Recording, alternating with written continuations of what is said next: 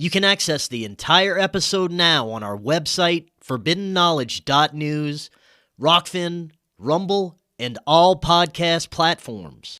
They would throw us something and then they'd reel the whole UFO thing back and we wouldn't hear things for months. And this kept going on since the 2017 Tic Tac article. They kept throwing out a little bit here and there.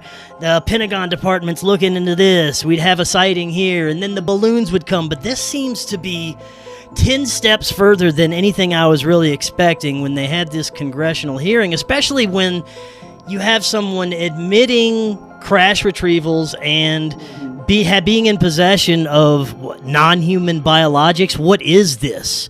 So why now, and why the extra steps of information? Why the extra bits of information? Well, it's hard to say. We know they wouldn't be saying it without a motive.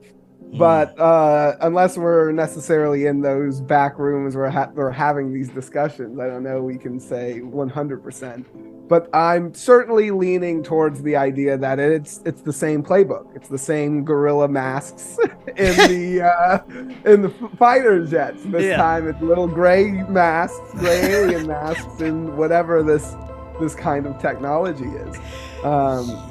I think there's a good amount of evidence, and I know that's controversial, but I think there's a good amount of evidence that there is a system of technology, a modality of physics that has been repressed over the last century, just through the last 100 years. Now, there's all kinds of fun. The story gets fun. You can absolutely spin it back to like ancient Egypt and things like this. It involves with the bee theory I think I've talked about on the show before. But this idea that there's this unknown modem of physics that is ever present through nature, things like insects and some of these other researchers, rivers and magnetism and things like that seem to affect this third energy. It's not electromagnetism, it's not gravity, it's this third piece. And there seems to be an understanding of it that pops up now and then it just gets real quiet. Like the people working on it, I don't know what they're doing anymore. I haven't heard from them in a while. Right, yeah. And so this is the more the government talks about it, the more I start leaning that way. Because again, we have these, examples in history where they've done very similar kind of tactics to hide their technology. And the technology they're open about, the stuff where like, yeah, look what we got. Look at these missiles and the rail gun. It's a thing they put on the new battleships that can fire a cannonball 3 miles in a perfectly straight line. Like, it uses only magnets. That's crazy. Now, are these clandestine groups going as far as taking people from their homes, dressing in blue chicken suits and sticking probes up their butt to perpetuate a UFO narrative, like lab situations? It's interesting because I do think there is some overlap. I do think and I was actually just speaking with Bruce Fenton, and he's really big into the math and archaeology science side of this idea that there was some ancient influence in our creation, which interesting stuff. He's got he makes an interesting argument. I've had Bruce on a couple of times. I love his view on it, but we talked about this issue a little bit in the interview we did for Paranormality magazine, and he had an interesting perspective. He definitely thought that there was a reality to both of those ideas, that the government was working on these craft and making that approach. But there is also something natural occurring in a different realm. And he kind of got into the idea of plasma entities and these things. And I'm very much into the idea of these spheres of light being a true glitch in reality. Now, that being said, I think the bulk of evidence involving these craft, however they operate, I do think they also have a kind of psychedelic reality bending effect. And so that's where it gets murky. I think that for whatever reason, they are potentially imitating the abduction phenomenon, either accidentally or on purpose, just because, you know, they're trying to figure out the same way, you know, the aliens are operating, if there are these extraterrestrial or crypto-terrestrial groups out there. But I think a lot of it comes down to what I like to call James Bond shit, where the story we're told in like the news, it's that moment in James Bond where like there's been like a terrible explosion and he's kind of responsible for it, and the news, he's like going to the next scene, the news says, oh, there was a terrible gas leak in Rome today and the explosion killed, you know.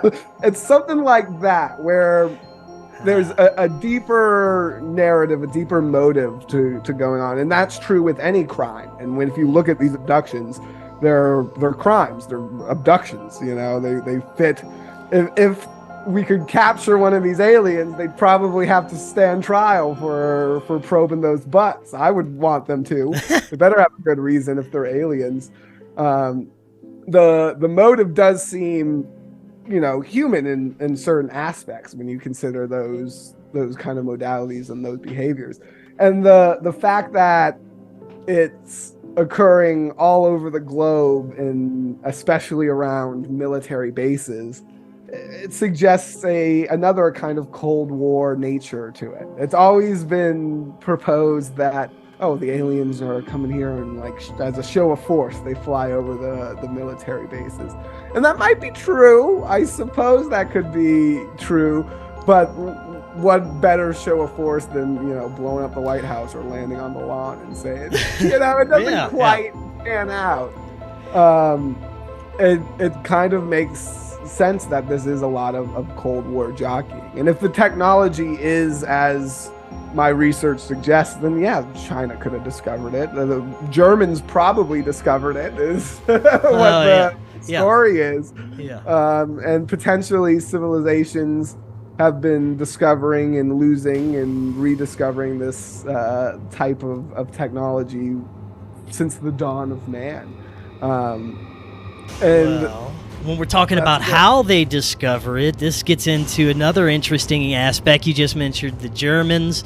Well, they have the possibility that their elite secret societies, the Vril societies, the Thule Society, may have channeled these highly advanced non-corporeal entities that gave them the ability to reverse engineer these advanced craft, and that's where we're getting all these highly advanced technologies from. Not necessarily little green men coming from different planets, but maybe non-corporeal intelligences of some sort.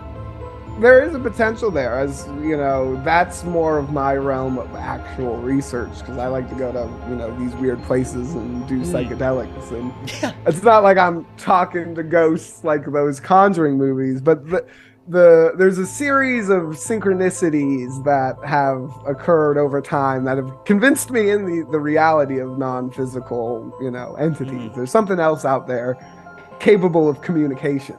Yeah. But that's about as far as I give it credit for. Capable of communication. Because anyone who's been in 14 studies for long knows that even when you get a really good one that can communicate clearly and has interesting information, that well dries out pretty quick. It eventually leads to these wild goose chases where the entity has you going out in the middle of the woods to look for treasure at midnight, or like talk to a Bigfoot and stuff like that. And you have these little old ladies saying like, and I stood out there till 4 a.m. and they never showed up. The UFOs didn't come and get me, like the voice said. Yeah. And it's something we see all the time with, you know, religious leaders and the doomsday prediction that never quite pans out.